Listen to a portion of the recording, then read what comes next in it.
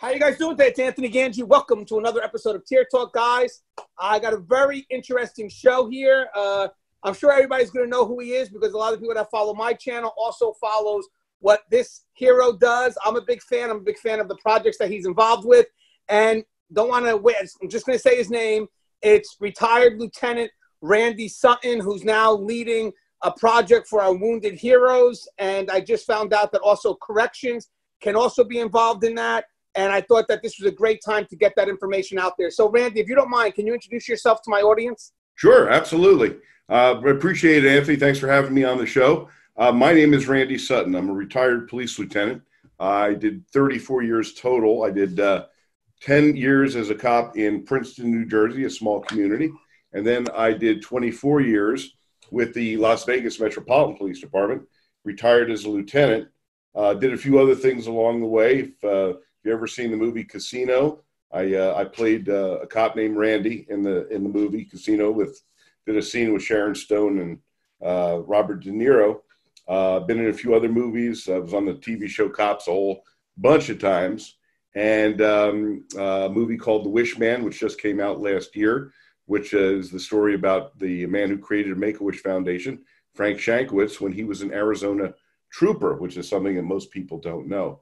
But most importantly, now what I do is I created a 501c3 nonprofit called the Wounded Blue, the National Assistance and Support Organization for injured and disabled law enforcement officers.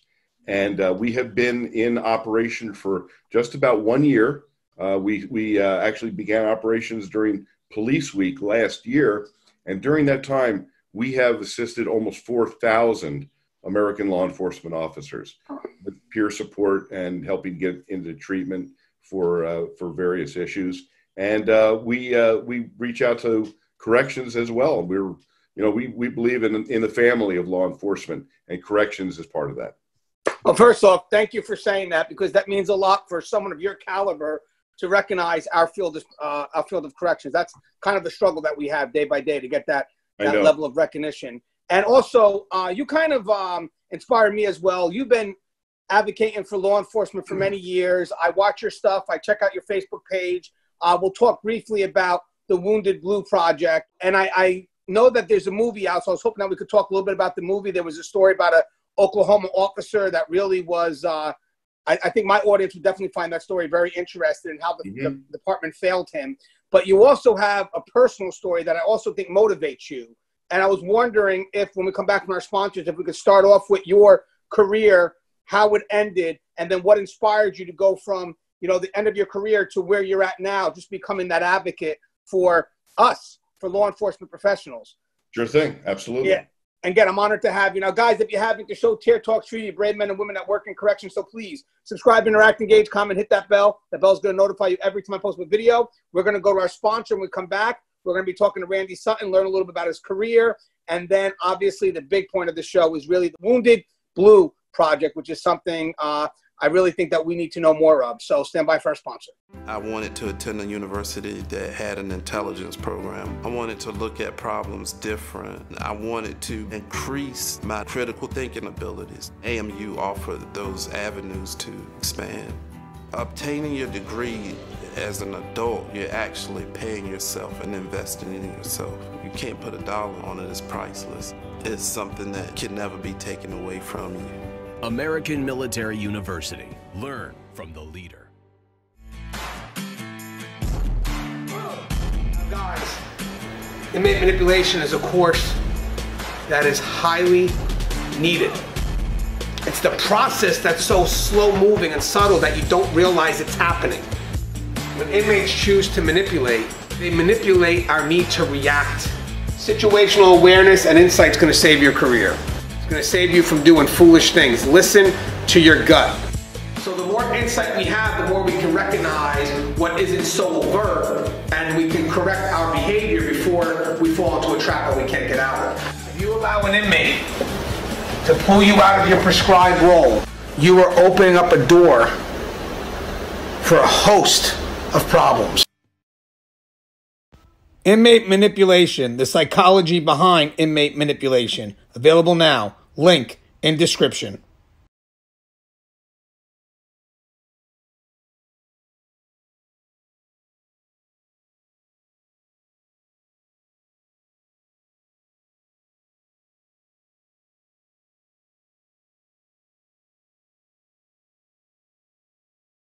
All right, and we're back. Hey, Randy, this is awesome, man.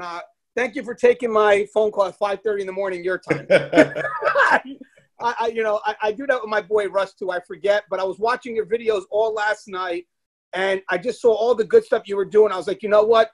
Let me at least share it to my audience, because my audience may not be aware of the work you're doing, and this could also motivate them to start checking out the stuff that you have. So, sure. But let's talk about your career. I learned a lot about your career recently by watching an interview that you did with another gentleman. I forget the name of the show, but it was a phenomenal interview. It was about an hour long, and I learned a lot about you and how your career ended. So can you go over that a little bit? Yeah, sure. So I did, like I said, I did 24 years with the Las Vegas Metropolitan Police Department, and I loved my department. I served under 3 different sheriffs. Didn't get along with all of them, but certainly got along with the most of the administration.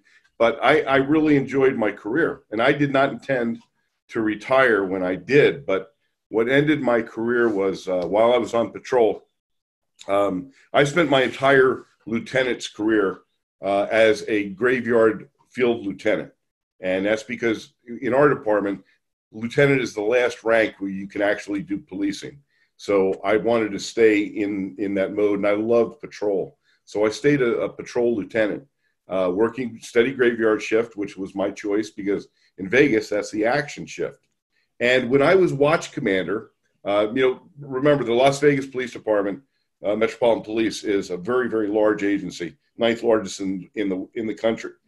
And we're a combined agency. That means we're Metropolitan. The Sheriff's Department combined with the City Police in 1972 to form the Metropolitan Police. So we're a big agency. And as a field lieutenant on graveyard shift, the field lieutenants would take turns being watch commander every few nights. And that means that you respond to any of the major incidents. You're the highest ranking officer on the department at the time. So when I was watch commander, I would take a patrol officer, one of my guys with me, so that I could A, get to know my people, B, when you're in a patrol car with somebody for 10 hours, you get to really know somebody and get to mine for information about what morale is like and how the leadership can affect their lives. So it was a very important tool for me. So on this particular night, I had this young officer with me. I've never ridden with him before. And at 2:30 in the morning, I suffered a stroke in my police car. And it was the most frightening thing that ever happened to me, Anthony. I literally felt my brain slowing down. Happened right on the Las Vegas Strip, right in front of Bally's Hotel. And I'm driving down the street and talking to this young man, and I literally felt my brain slowing down. And my speech started getting slower like this. And I knew what was happening. I knew I was having a stroke. And I stopped the car right in the middle of the street. And I said to him, I said, "Get me help. I'm having a stroke."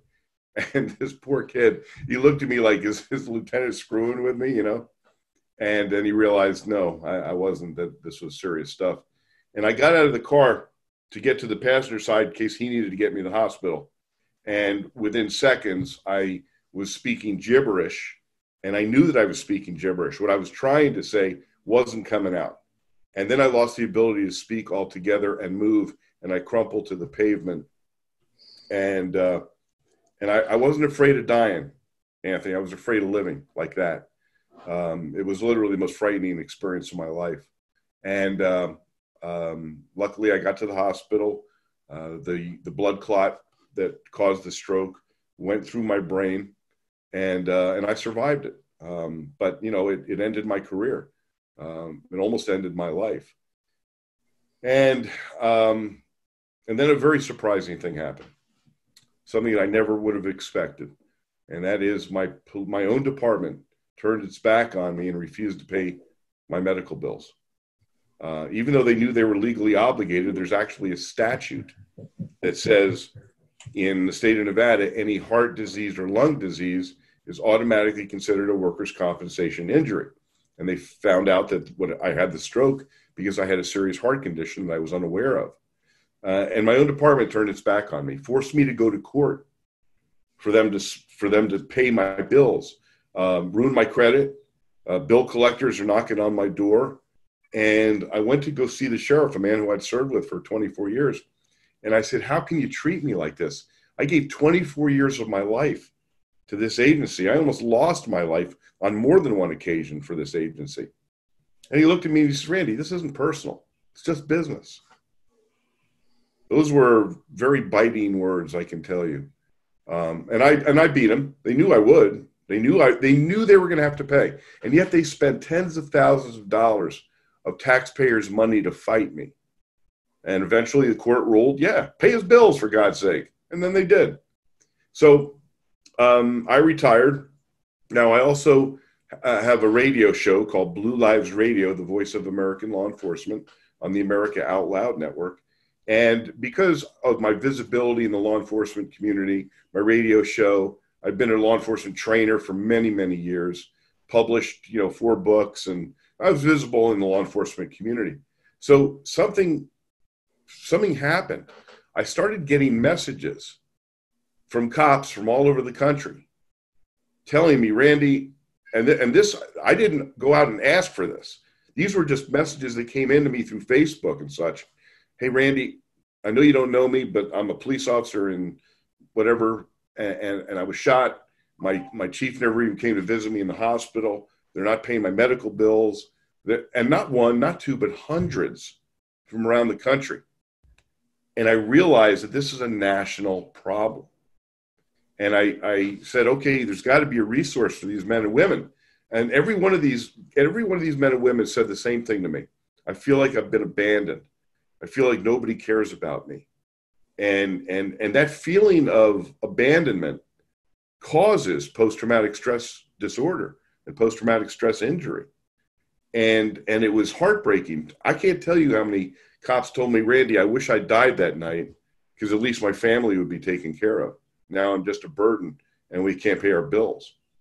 And these heartbreaking stories. And I said, okay, there's got to be a resource for these men and women. And I found that there was no national resource. And I realized that this was the path that I was given. And so I created the Wounded Blue, the National Assistance and Support Organization for Injured and Disabled Law Enforcement Officers. And that's the history of a brief history. Well, before we go into the Wounded Blue Project, I want to ask you, because you've always advocated, since I know, you've advocated for frontline because obviously there's roots there. You felt that you were abandoned by management. You felt that you've given them everything you could, and then at the end, when you finally needed them, they abandoned you. Is that the first time that you felt that in your career? Well, no. I mean, when it came down to, I saw a lot of mismanagement in leadership over the years. I mean, there were,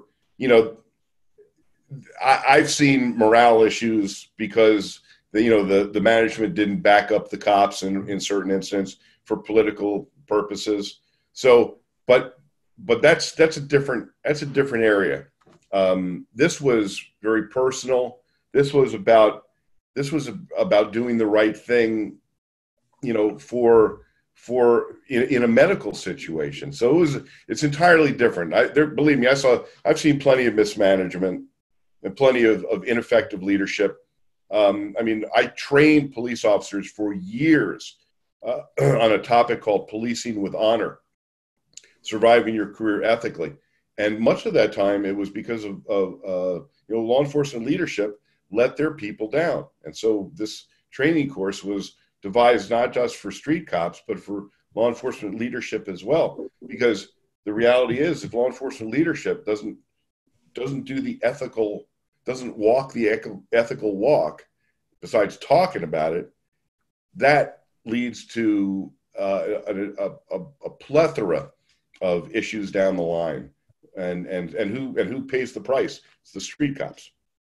But and I know obviously people have a lot of respect for you because even as you moved up in your career, obviously you always stayed true to the front line. I mean, even you said when you became a lieutenant, you wanted to stay there because that's where you would have had the biggest effect with your frontline employees. And then now that you're out of the field, you're still showing respect to those roots. There's something about that front line that you just can't let go of. What is it? Is it the brotherhood? Is it just the connection with your warriors?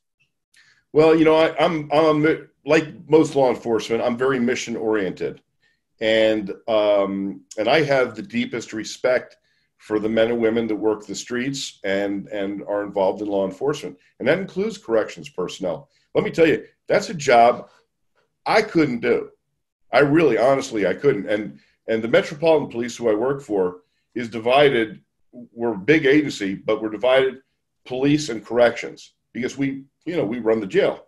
And it's half the department is corrections officers. So, I work very closely with corrections personnel. So, these officers literally put their lives on the line every single day, not just physically, but because of all of the emotional traumas that they witness, all the violence, all of the sadness and the grief, and it really has a serious effect on their psyche. I get it. I understand it. I've seen it with my own eyes, and they need someone to stand up for them. Especially when I saw what happened under the Obama administration, where basically he declared war on the cops, and officers were scared to death to even put up a Facebook post. They had no voice. And so I came upon, the fact that nobody could do anything to me. So I became their voice. And that's why my radio show is Blue Lives Radio, the voice of American law enforcement. So I could be their voice. I could say the things that they wanted. Literally, I had thousands of police officers from around the country connect with me, and I still do to this day. I spend hours a day in direct communication with law enforcement officers from all over the country. In fact, all over the world, who have issues that they don't want to talk to their own bosses about, or that they want to get something off their chest, or they want to bring something to my attention that I can get out into the public's eye. So being their voice is something that I take really seriously, and I just have a deep respect and let me tell you something. When I had that stroke, I began looking at life a little differently, and I had a second stroke too, Anthony. So I realized that my time on this earth, the doctors told me I should prepare for my own death after this happened. And so when I look at the time that I have left, and listen, tomorrow is promised to no one, but during the time that I am here, I intend to be as effective as possible in the work that I do, which is being an advocate for the American law enforcement officer. Well, where that love for you is it comes because we see experience mixed with passion. And when you have both of those, people can't challenge you. I see you go on national television. I see people that try to challenge you, and you welcome it because I have experience mixed with that passion. So bring it, because you can't stop someone like you who has walked the walk, but has the passion to do this. There's no reward for you besides the fact that I'm doing it for the people. I'm doing it for the people that walk next to me. I'm doing it for the people that have yet to walk next to me. So how do you take this experience and passion and now bring it over to the Wounded Blue Project? Well, you know that I'm a commentator on a lot of different news channels. Fox News uses me, HLN uses me, Court TV uses me. I've been on, every national medium to represent the voice of American law enforcement, because there's so many lies and so many innuendos and so many attacks that come from 15 seconds of video that gets put out there, and then law enforcement leadership often just folds under the political madness, and so that has a real effect on the morale of cops around the country. They need to know that somebody's got their back. And listen, I'm only a retired police lieutenant, but I am not afraid to stand up and tell the world, look, this is wrong. How you're treating these men and women is wrong. And to get that truth out there, that's so important to me. And I understand how it affects them. because they tell me. I mean, I get communications every single day, and so when I recognize this need to assist these injured and disabled officers, every single one of these men and women, every single one of them, basically said the same thing. I feel abandoned. So if you look on my logo here, our motto is really important to us. Never forgotten, never alone. That is the most important mission that we have. But here's the amazing thing. I have a team of, we call them peer advocate support team members. While I was beginning this journey, I was reaching out and finding other people who shared my passion and my experience. And I found out that there's a ton of really good men and women out there who have faced being shot, I have a group of people that care so much about their brothers and sisters that they literally work tirelessly to provide peer support for these men and women. I just told you, I gave you a little stat. I have 18 members right now of our peer advocate support team. Every one of these men and women has been shot, stabbed, beaten, run over, screwed up, and screwed over. And they are so passionate about helping others who have faced this that literally just that small group of people has assisted almost 4,000 cops. They sometimes spend hours on the phone every single day. They're all volunteers. Nobody's getting paid in this organization. Every penny goes to provide the support that we do. And these men and women, I couldn't be prouder of them. Eddie Richardson is a retired deputy out of South Carolina. He was ambushed and run over by a suspect. Jenny Hill, Jennifer Markowski. I've got these amazing people. Aaron Terrell up in Michigan, with 18-year SWAT cop, suffered a traumatic brain injury. And these men and women, I mean, I'd love to tell you every single one of their names and put their picture up there, because they are the true heroes of the Wounded Blue. They're the ones that are in the trenches talking to men and women, and they absorb that pain. You know, when you talk to, it's like when you absorb that pain of others, you know, you're in close contact with them. They're telling you of their feelings and about their experience and their frustration and how they've been damaged. You can't help but to absorb that yourself. And that's why being a trained peer advocate support team member is so important. All of my officers have been trained by the best peer team trainers in the country. They're called Warriors Rest Foundation out of Oklahoma. They're all experienced cops. Some of them are still working with the Oklahoma Highway Patrol. Some are retired federal agents as well. And listen, we have never turned anyone away, and we deal with corrections people all the time. They reach out to me as well, and many of my guys have worked corrections in the past. So we're not just police; we're law enforcement. That's why we are. The name of our organization is about law enforcement, and it's the corrections job is a very unique and dangerous job. And so, listen, the stressors are very often the same. They're in close contact with some of the worst that people could possibly imagine. And so, understanding and supporting each other is what is so vitally important here. It means a lot for you, obviously, to say that. I mean, recently, with the help of the community I've developed through Tier Talk, we have about at least 12,000 something over here on Facebook. I'm sorry, on YouTube, maybe another 34,000 on Facebook. Now we got released for one of the top 10 law enforcement YouTube channels, which got us a very good connect with another group called Law Enforcement Today that's going to be taking a podcast of us.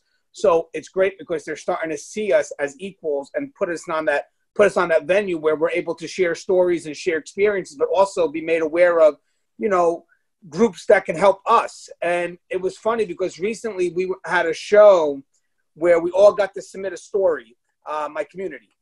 And I interviewed a young lady by the name of Cody Cook. She's on a show called LEO Roundtable. And she talks about how sometimes when you're forced to retire, the department forgets about you. You know, so whether, absolutely. Right. So let me ask, before we talk a little bit about, I know you got to go, your time's limited, but I have two more questions. But before we talk about Wounded Blue, when you have individuals that have identified themselves to this profession, this is what they dream to be, and all of a sudden on that, you know, first few years of that profession, they get injured, and these are people that want to be on the job, but they can't, and they lose that sense of identity. Right. Exactly. How do we help them through that? What can management do to make sure that they're not forgotten? Well, that's the $64,000 question. Now, there are agencies that do it right when it comes down to physical injuries. That's because of strong unions and like New York, for instance. If you get hurt on the job in New York, you're going to get the medical care that you need. You're going to get, and if you can't work anymore, you're going to get a decent pension. You're going to be able to feed your family. That is not the situation in many places. But people don't know that. Even cops don't know that. I had no idea that my department would turn its back on me. None whatsoever. And so we feel like, okay, the department's got my back. And especially a young cop, you know, they're bulletproof, right? They don't expect that they're ever going to get hurt. And no one tells them the truth, that they may not have their backs. And so they don't ask the question. And then when they do get hurt, and as you said, I mean, people join law enforcement because, I mean, it's not really the money. You know, we all know that there's not a lot of money in law enforcement. They do it because they have a passion for it. They have a sense of mission. So when suddenly that's torn away from you because through no fault of your own, but you get injured, I mean, there's departments that terminate their cops once they're injured. That's why we not only we exist, but why we did our documentary film, The Wounded Blue: Service, Sacrifice, Betrayed. It's a shocking film. It's a really well produced film, produced by a retired police sergeant from Metro, Jason Harney, who's an award-winning film director. And this is a must-see for every single law enforcement officer and their families, because it will shock you to know how so many men and women are treated once they become injured or disabled. I mean, the one that you brought up, Lieutenant Charles Neal in Oklahoma, this is one of the most shocking situations I even to this day. He was, this is all captured on dash cam video. He was backing up an officer. He's a small community in Oklahoma. He's a police lieutenant. And they get paid so bad in Oklahoma. He's a police lieutenant at one department and a patrol officer at another department. He's got a wife. He's got 3 kids. He's a backup officer on a car stop. It's a darked out SUV. And what they don't know is that there's 3 hired killers in that vehicle on the way to kill a federal judge. They don't know that. So they walk up on the vehicle. The vehicle takes off in a pursuit. They're chasing this car at about 100 miles an hour when the bad guys, who are heavily armed, open up on them with a long rifle. Lieutenant Neal gets hit right in the forehead. He loses control because he's got a bullet in his head. His vehicle flips, hits a tree. How he survives this is beyond imagination, but he does. His police department doesn't pay his medical bills for over a year. He loses everything. They don't even give him a neurologist saying it's medically unnecessary. He's got a bullet in his freaking brain. And it's not until a news station did a story about it that they finally paid his medical bills. Well, to this day, it's happened in 2015. I just talked to him, and they basically just fired him. They gave him 1 year's pay, which is $32,000 freaking dollars, and that's it. Go live your life. It's shocking, it's disgusting, and it's happening all over this country.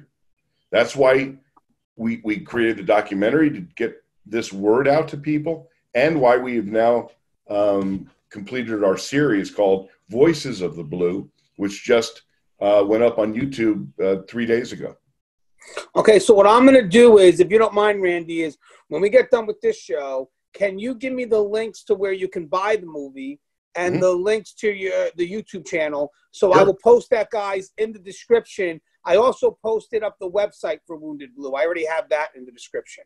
So if you guys could just send me that, so you guys, after you get done watching, if you guys want, take a click over, check out if you want to purchase the movie, or at least check the links just to see if it's something that you're interested in. Because as I said, we may not be aware that these things exist, and that's why I'm constantly going through the internet. And I just, again, the stuff that you do, it's just, it's amazing. But you have heart, you know. I think why people connect to you too is people can see the reason behind what you do. To me, that's the most important thing. Like, there's a bunch of people out there that I believe do it, but they're not genuine with it. They do it because, you just don't feel it. But then here you are, and the passion comes across. That's why I think a lot of people are also afraid to argue or contest what you have to say, because it's passion driven. It's based on who you are. And you really don't want to challenge somebody who has that experience and passion. So just one last thing. If somebody wanted to connect with the Wounded Blue, how would they go about and do that? Easy. TheWoundedBlue.org is our website. If somebody that's listening to this now needs to talk to a peer counselor, a peer support officer, all they do is fill out a contact sheet with their contact information, and then one of my peer team will get back to them. We also help people get into treatment, whether that treatment is psychological treatment or inpatient treatment for addiction. We try to become problem solvers. We're working right now with the American Bar Association, because many of these officers need legal representation but don't know how to go about and get it.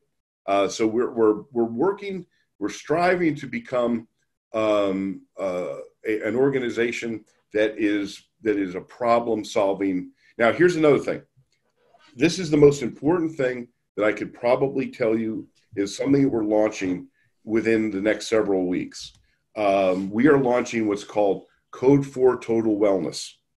This is the most amazing program that's ever been offered law enforcement. It is. Well, we got to talk about post-traumatic stress, and that topic is a very serious topic in law enforcement. It affects a great many officers, but they're hesitant to go to their own departments for help, because very often they'll be stigmatized. Sometimes they'll be terminated. They don't trust their leadership, which is one of the biggest issues that we have. And we understand that, because my people have gone through it. I've gone through it. Code 4 Total Wellness is a program that is a benefit program, if you will. So not only they get 24-hour-a-day telemedicine with licensed MDs, they get financial wellness counseling, because so many of the times the financial issues cause additional stress. They get discounts on dental work. They get discounts on medical imaging, MRIs, X-rays, discounts on prescriptions. And then most important, they get access to what we call CAPER, the Confidential Assistance Program for Emergency Responders. This is going to change lives. It's going to save lives, save marriages, and save careers, because it gives the person who is enrolled in this the ability to reach out to licensed psychologists and psychiatrists, not just for them, but for their family as well, to get counseling. And their departments will never know about it. And all this for $15 a month. I've been working on this, and finally we're about to launch this program. It is going to, it is the most robust benefit for emotional, mental, and physical well-being ever been offered to law enforcement, and we're about to do it. Do you think once it's about ready to be launched or gets closer to the date, you can come back on again to kind of break down a little more? Yes, because and here's the other thing. The Wounded Blue is a nonprofit organization. With the money that we receive in fundraising, we're giving that free of charge to injured and disabled law enforcement officers. They get that for nothing. That's what we're doing with the money. So this is I can't tell you how excited I am about this, Anthony, because I know the importance of this, and I know that so many officers are going to, and in order, what we consider law enforcement, any current or former law enforcement officer gets access to this. Okay, if you wore a badge, whether you retired or you left because you couldn't take it anymore, you're still part of the family, and people care about you. That's really the most important thing. Never forgotten, never alone. That's what we are. This is your legacy, and it's coming to fruition, man. I mean, it must feel great. You know, I mean, you have all this hard work and everything, and it's totally altruistic. I mean, at the end, you're doing it for the people. And, you know, now that you're getting so close to having this vision come into play, I mean, how does that make you feel? Well, like I said, I'm the catalyst for it. The men and women of the peer team, they're the ones who are really doing the work. They're the ones who are really in the trenches, if you will, dealing face to face with their brothers and sisters, absorbing that emotional pain, and working with these injured officers. And when I say injured, that injury can be physical, it can be emotional. Listen, post-traumatic stress can be just as deadly as a bullet. So we treat that equally. And it's those men and women of my organization who truly are doing the Lord's work. And you know, it's we're going to be expanding our teams. We've got a waiting list of men and women, and I just don't have the money to train them right now. You know, getting money has been a real issue.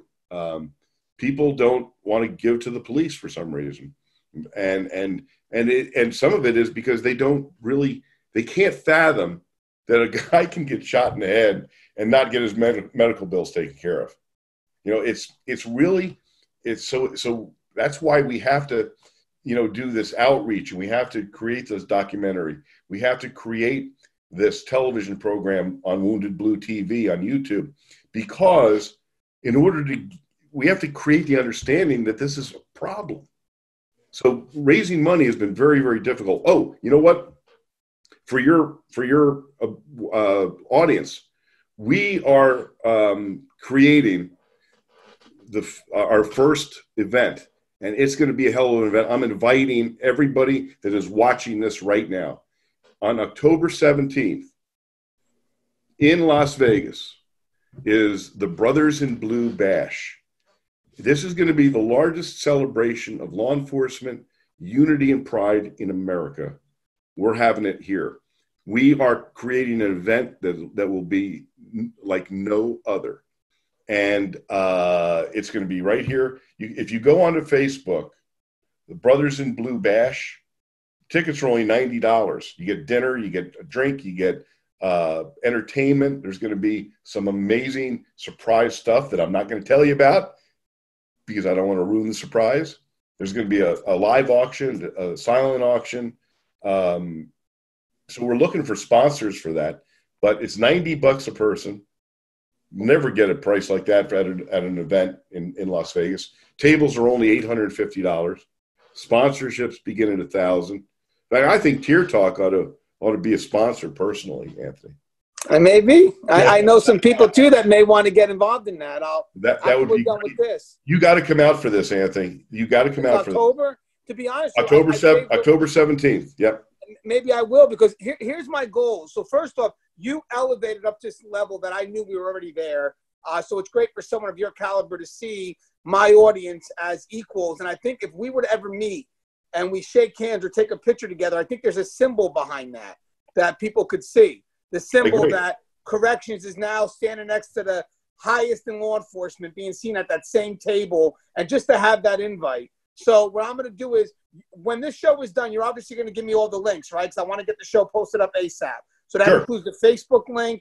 I already have the Wounded Blue page, but you said the Brothers in Blue Bash, Las Vegas. Yes, you're going to send me links to all that, right? So I will. And then what I'll do is I'm going to forward this episode over to my sponsors to see if this is something that they would be interested in. Guardian RFID is very big in our mission, especially in getting our officers recognized as law enforcement on a national level. Only some states do, not all states do. But can I tell you something? What matters to me, it's not so much about the state or the agency. It's a matter of people like you who see it, people that work in the field, that have that experience, that come back to my brothers and sisters and say, we welcome you. That's where the weight is. I don't care about an agency. I care about people like you. So that's it. Do you have anything in closing you'd like to say to our audience? Well, I am a believer in the unity of law enforcement. I'm a believer in the pride that every law enforcement officer should have in themselves, because to do this work, whether it's corrections or police, takes a special human being, and you have a right to be proud of yourself for that. And that pride doesn't come from cockiness. That pride comes from the knowledge that you're making a difference. So here's to you. I got water, but it's good. Here's to you, man. Hey, Randy, again, I've been a big fan. You've been on my show once before. I think we could do this a few more times as we go, because there's a lot of times we just have dialogue. If you're not doing nothing, you could join in on a table discussion. There's a lot of things I'd be happy to. Anthony. Well, we'd love to have you. So, you're doing great work, man. Well, we're doing it together. Hey, I got to be inspired by somebody, Randy. So, but guys, this is just an effort to bring us at that table. And I want to show people that's in my audience that other people from police do see us as equals. And now they're thinking of us and the opportunities that they provide for their brothers and sisters. So now I have to make the effort to make sure you're aware of it. So thank you for coming on. Thank you for making my audience aware of the good stuff that you're doing. Thank you for being passion driven. Thank you for making a difference in all people's lives, because it's not just about the officers. It's also about their families, and you create a hell of a legacy. So I know you went through something traumatic, but the positive out of that was it defined you. It made you who you are. And now people are seeing that. And I'm telling you something, man, to me, you're the superhero that doesn't wear a cape. So big fan. As always, guys, the show is Teardrop. If you haven't, please subscribe, interact, engage, comment, hit that bell. That bell's going to notify you every time I post up a video. Stay safe.